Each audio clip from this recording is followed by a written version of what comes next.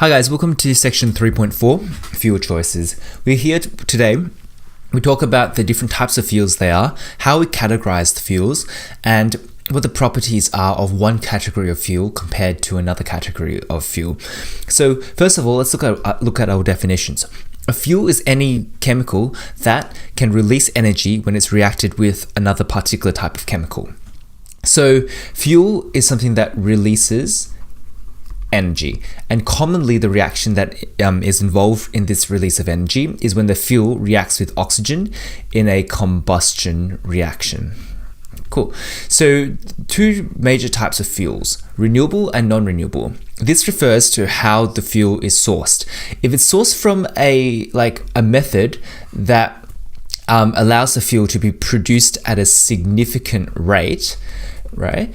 Then we consider it renewable. If it's produced at a significant rate, we can also argue that it can be made faster than it's consumed. So made faster than it's consumed.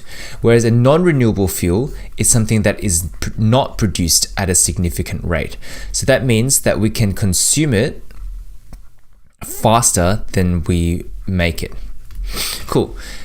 Conversely, there are also two categorizations of fuels that we need to examine in this section over here. We will look at what are known as biofuels and fossil fuels. A biofuel is a fuel that is received from recently living biomass. Okay, so it's a fuel, right, from biomass. And that basically means recently living organisms, so plants and animals are the source of these fuels. Whereas a fossil fuel is a fuel that is from fossilized plant and animal matter. Hence the name fossil fuels. So very quickly, let's have a look at how energy is kind of produced from biofuels and fossil fuels. Cool. So over here, with fossil fuels, the idea is that hundreds and millions of years ago, we had some plants and animals. So this is organic matter. And hundreds and millions of years ago, these dinosaurs and these trees were existing. And they had basically grown from the light and the energy from the sun. So the energy from the sun is basically contributes to the growth of these trees. And then the energy from the sun becomes stored in the bonds within the trees. Over millions and millions of years, this material gets squashed under often swampy conditions, acidic conditions, under seabeds, etc. And we get the trees and stuff coming here and being squashed, in this case, underneath the sea. So over here, underneath the sea, we have a situation where we have high temperature and high pressure. So the high temperature and high pressure results in both biological and chemical changes that eventually convert these fossils, right? Sorry, first of all, convert them into fossil, and then after they are converted into fossil, they're then converted into random types of fuel, such as coal, such as gas, and such as oil. Okay, but this whole process takes millions and millions of years. Conversely, with biofuel, the idea is this. In 2017, or let's say 2016, right? What happens is that there's the sun causes some plantations to grow. So this is going to be my sugarcane plantation. Okay. So then comes 2017, we harvest the sugarcane plantation and we put it into a big kind of factory. So we put it into one of these big factory looking like things. Okay, and within this factory, the organic matter, so this is the biomass here. So we've got our biomass. This organic biomass is then converted in the factory to things like bioethanol and biodiesel, right? But this is recently deceased plant and animal matter. So the timeline for this is basically recent times. So you can have it over 2 years or 3 years. It doesn't take the millions and millions of years that fossil fuels do. Okay, so the next section is talking about combustion of fuels. The idea here is that in order to liberate the energy from a fuel, we must burn it. Recalling back to our first section, we know that there are two types of combustion. There's complete and there's incomplete. And just as a reminder, complete combustion had the fuel plus oxygen forming products of carbon dioxide and water, whereas incomplete had fuel plus oxygen forming carbon monoxide plus water. But remember that both of these were exothermic reactions. So both of these were going to be exothermic. So that means that when they release carbon monoxide and water, they also release heat. So remember that means delta HR is negative. When over here, same thing. It also releases heat. So delta HR is negative. Okay, so combustion of fuel is going to release carbon monoxide, carbon dioxide, and water. Okay. The next section here that we look at is some of the problems that are involved with fuels. So the idea is that we have different types of fuels. We've got our renewable, our non-renewable, we've got our fossil fuels and our biofuels. And each of the different types of fuels are sourced in different ways and produced in different ways, and when combusted to release the energy, they have different effects. So some of the effects that you'll come into quite commonly are fracking, pollution, and the enhanced greenhouse effect. Here we'll briefly describe them and then we'll talk about them more in class. So the idea of fracking is this. Sometimes we have, let's say this is the surface of the earth, this is my tree, and these are the people. Underneath the earth, there are sometimes deposits of solid rock. Okay, and at times within the rock, there might be gas or oil trapped inside the rock. So there is gas or oil. So fracking is a process whereby we build a big tower, send in a pipe in here, and basically pump heaps and heaps of water, so usually something like 8 million liters of water, into the rock. The rock shatters into a million pieces, and then we're able to get the oil or the gas from the rock. So the problems with these are when we pump 8 million liters of water deep into the Earth's atmosphere, or like Earth's core, or like Earth beneath the Earth, what happens is that a lot of the water can seep out. And remember, this water isn't just like drinking water. This water is like it's been in contact with things like gas and things like oil. So when the water seeps out, what that can do is contaminate ground water sources, and you basically get people being like, oh no, I'm sick, so I need a doctor, that kind of thing. So that's the idea generally of what fracking is going to be. The next idea is of pollution. So when we combust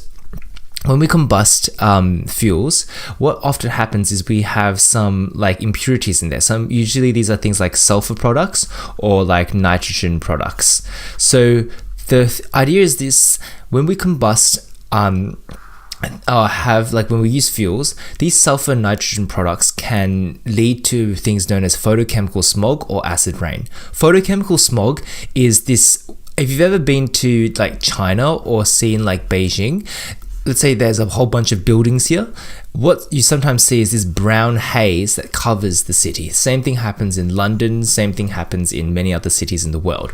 This photochemical smog, this kind of haze is known as the photochemical smog, and it comes as a direct result of having like car engines or having fossil fuel, like coal-fired power plants, etc. Because what happens is when we burn some fossil fuels, they release the sulfur and nitrogen compounds, and these go into the environment and cause a haze to settle around the cities.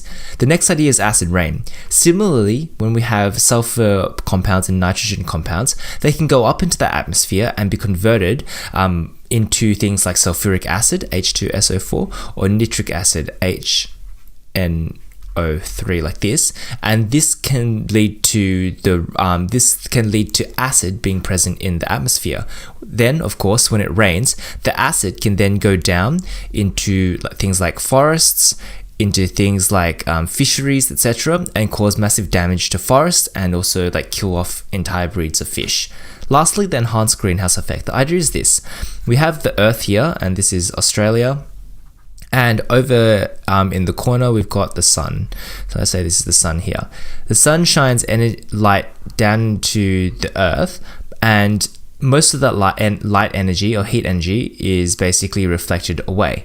But the Earth's atmosphere acts a little bit like a greenhouse. So sometimes the energy, when it goes in, let's change the color over here, the energy goes in, it comes out, but then it becomes trapped by this greenhouse effect of the Earth, and that keeps the temperature of the Earth warm and suitable for life. The problem is, okay, so this greenhouse effect is caused by things known as greenhouse gases. So greenhouse gases involve things like water, carbon dioxide, and methane.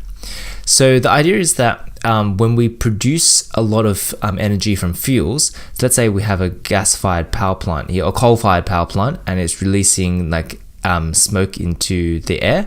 A lot of this smoke is going to be things like carbon dioxide, and that's going to increase the concentration of gas in the atmosphere, which is going to mean that the amount of greenhouse effect that occurs is going to increase. So we call this the increased greenhouse effect, and that leads to that global warming.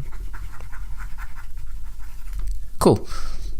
Okay, so for fuels, what do you need to know? You need to know a couple of things. First of all, the different types of fuels that you need to be aware of are going to be like this. So we'll do the brief schematic here. We need to be able to differentiate between our fossil fuels and our biofuels. Fossil fuels and biofuels. The fossil fuels are broken down into kind of 3 or 4 major types. First one is going to be coal. Second is going to be crude oil. Third one is going to be natural gas.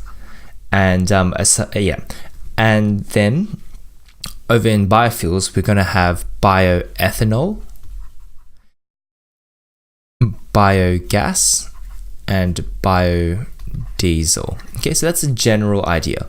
What is coal? Coal is like basically fossilized rocks. Crude oil is fossils that have become converted into black oily substances. Natural gas is just fossils that have been through natural processes converted into gases.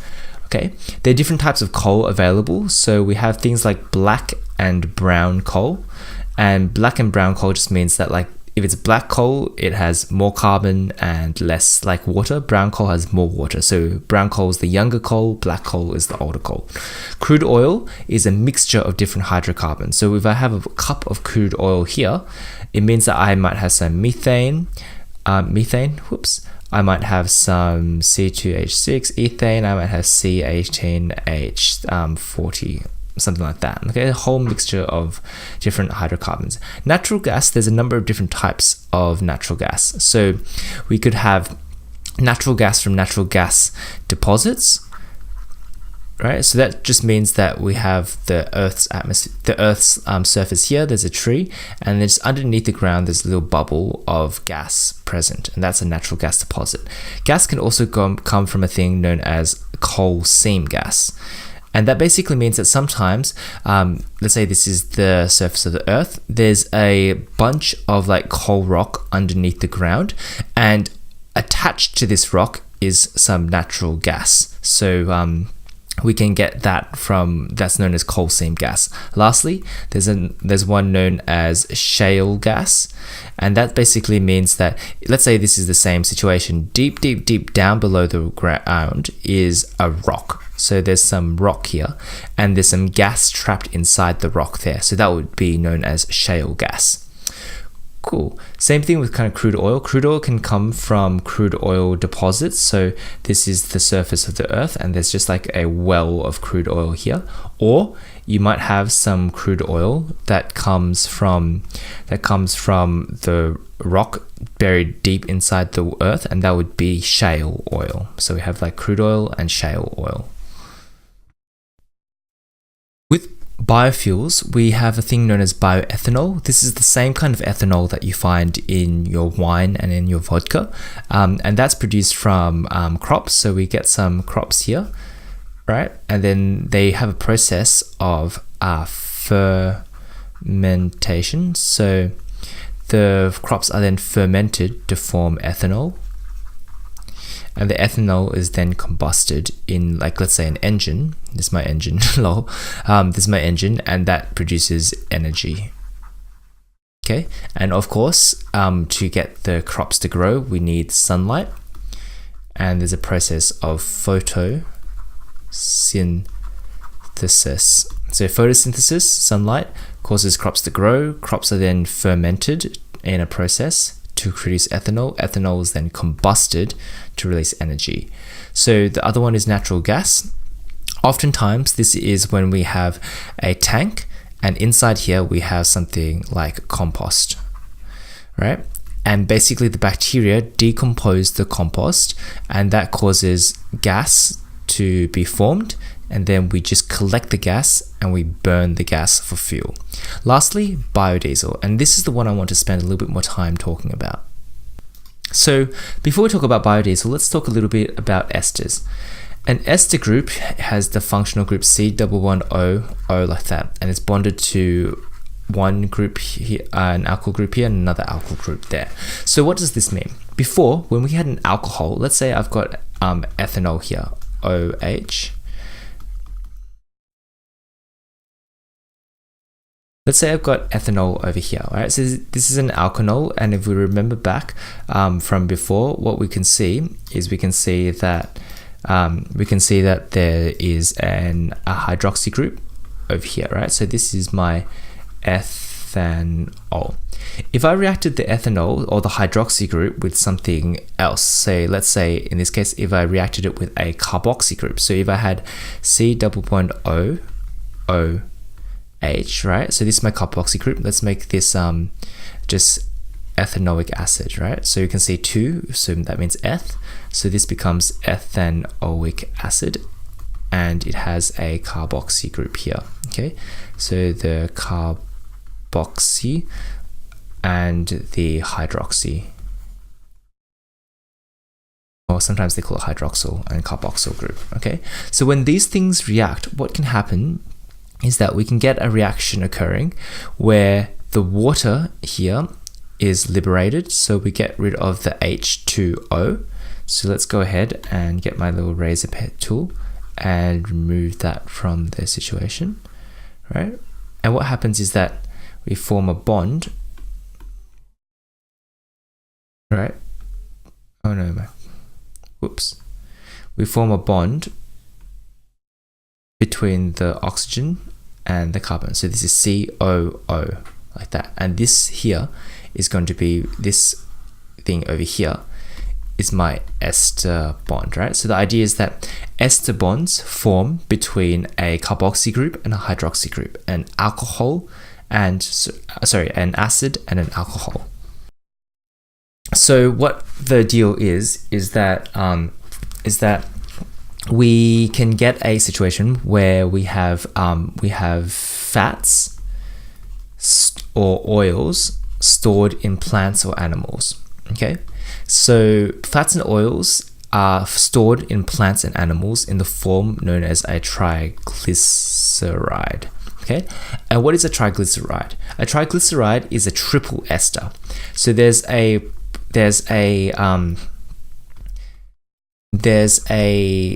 alcohol known as glycerol, which is what I'm drawing right here, which has 3 hydroxy groups. Okay, so this alcohol here is known as glycerol. So let's just write glycerol here. Okay, and what happens is that the glycerol binds to 3 what are known as fatty acids. All right, and fatty acids are simply acids that have anywhere from 12 to 22 carbons in them, right? So let's say I have 1, 2, 3, 4, 5, 6, 7, 8, 9, 10, 11, 12, 13, 14, 15, 16, 17, 18, 19, 20 carbons, all right? So just imagine there's carbon, carbon, carbon, carbon, carbon, and this is bonded to a C double bond O, H. So this thing here, right, would be known as a fatty acid. Okay, So what happens in like reality is that when we have fats and oils stored in plants and animals, they are stored in the form of a triglyceride, which means that we have 3 of these fatty acids. So that's the tri, right? And 3 of these fatty acids will then bond to a glycerol and form something that looks a little like this. Yep. And so you can see here that we have the glycerol here, and then 1, 2, 3 fatty acids. Okay, so what happens in a when we make biodiesel? What is biodiesel? Biodiesel is going to be comprised of a mixture of what are known as fatty acid methyl esters. Which means what? Which means we basically get fatty acids by themselves and convert them to what are known as methyl esters. So that means we get the fatty acid. So we get that fatty acid, right? And we connect it to a methanol, right? And remember, acid plus alcohol forms an ester, okay? So we get a fatty acid connected to methanol, and we form an ester there, and these esters are our biodiesel. Right, so biodiesel is nothing more than just DIESEL, is nothing more than a fatty acid bonding with a methyl ester, bonding with a methanol to form an ester, and that's the biodiesel. So how does this process work? We look at it more in class, but the idea is generally like this. In words, we have to get the fatty acids from somewhere. Remember that the fatty acids come from plant and animal fat. So we have plant animal fat or oils, okay? And these are going to be our triglycerides. Okay, remember this had the 3 fatty acids. So sorry,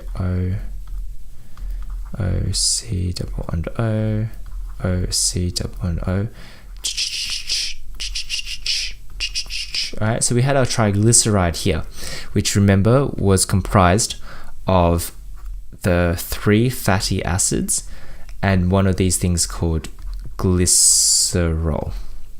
What happens is that we then separate the 2 of them. Okay, so we do a process that separates the fatty acid from the glycerol.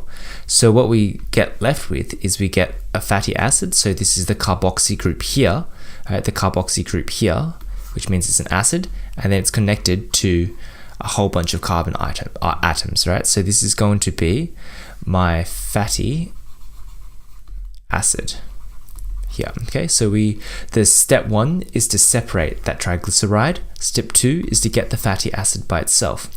Step 3 then is going to be to get the fatty acid and connect it with a methanol. So methanol has 1 carbon like this, 3 hydrogens and an OH, right? So we get the hydroxy group. Remember from before, hydroxy group, and then the carboxy group. Yeah, and these 2 bond together. Okay, so when they bond together, let me get my eraser tool out. We have what's known as an esterification reaction. So we get rid of the water. So that's 1 hydrogen there, 2 hydrogens and 1 oxygen, right? And what happens is that we form a bond between the oxygen and the carbon, right? So this thing here at the end of the day, this here is now an ester group, right? Because we've combined the hydroxy and the carboxy, and that forms an ester, which is the C-O-O, right? With R, which means, for this example, just think of it as the rest of the molecule. So R dash here is going to be this section here. This is my, let me change color. This is my R dash. This is my ester bond here, right? C-O-O. Over here you can see C double bond O, and this here is going to be my R, which is going to be the rest of the molecule here. Okay, so this thing here, the ester of the fatty acid with a methanol, is known as your fatty acid methyl ester, right? Also known as a FAME, and that is your biodiesel.